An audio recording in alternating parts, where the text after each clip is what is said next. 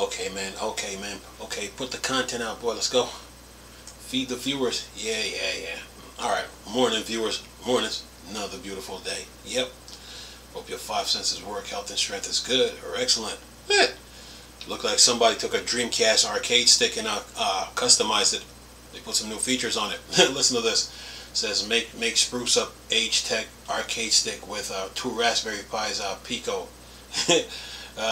You know, it says what better than a Pi 2 and 2 Pi S? It's a what's better than 1 Pi question mark 2 PIS? No. What's better than 1 Pi question mark 2 PIS? Exclamation point. Says here retro gaming goes with the Raspberry Pi like peanut butter and jelly. And today we've got delicious sandwich of a project to share that's being highlighted this year in a totally unique, versatile fashion. Make developer Zero Shift, as they're known over at Reddit, is using not 1 but 2 Raspberry Pis Pico microcontrollers to spruce up the old Agetec arcade stick with some serious compatibility upgrade. The controllers are initially designed for Sega Dreamcast, but some people enjoy the user experience like Zero Shift, wanting to use it on more than just the classic console. He sought a way to modify the arcade stick so that it could be used with various other consoles.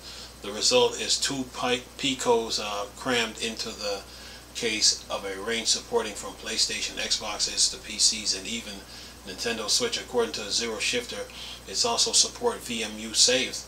Zero Shifter started with Agetec HKT 7300 model as Green Goblin. The original PVC has been placed with Maple Pads, an open source tool that runs on Raspberry Pi Pico for Dreamcast, and had the aforementioned VMUs. This was paired with another mod known as GP2040CE and upgraded OLED display fonts. And then it says the Maple Pad edition is mainly used to upgrade the Dreamcast side of our project with VMU support.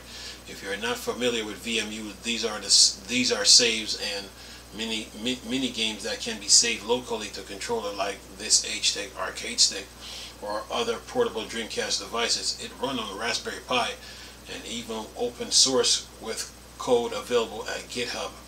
And then it says the GP2040CE update firmware for the arcade sticks on the RP2040 base Raspberry Pi Pico. This expands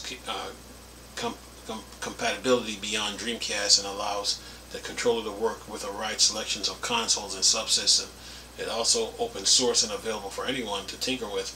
If you want to examine this Raspberry Pi project in greater detail, you can find it on Reddit. Basically, they took because on the other side they got like a like a tablet with a dock, and then they got a cable running to that arcade stick, and then you got, of course, you got the buttons. You got the main 6 buttons with the, with the VMU, inside the arcade stick, and then, the joystick itself. But then you got that cable, and then you got 3 buttons on the back of the arcade stick running. So, yeah, these modders and man, and in the modding community, they love to do projects like this, and this is a good little experiment, for you Raspberry Pi fan base, and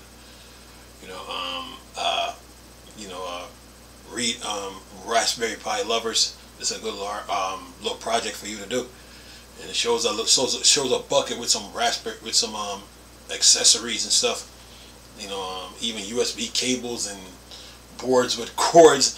Yeah, shows a lot in that little box. But actually, that's the inside of the arcade sticks by the looks of it, and they just made some changes to it, and yeah, looks good. Me personally, I have always loved the Dreamcast with that arcade stick, man. I couldn't get when the Dreamcast first came out.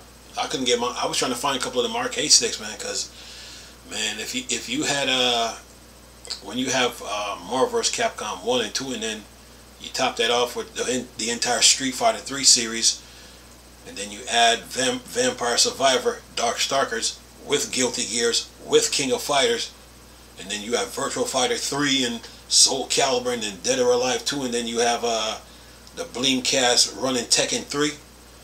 You had your arcade right there, and then you have your Gunbird, your Giga Wings, your Mars Matrix. You got your Super Puzzle Fighter. Of course, there's Super Street Fighter 2 Turbo that costs about what now? What, $300 if you can find a copy. Yeah, if you had the Dreamcast arcade stick with the Dreamcast, you had the arcade right in your house. You didn't need to buy no big arcade machine, man. Because if you got that with a Sega Saturn with all those fighting games, man, you had the arcade right there in front of you. All you had to do now was upgrade your television screen. Probably get a like one of them not the, you could do it with a flat screen, but you can do it with the older TVs, like them big old 36 inches.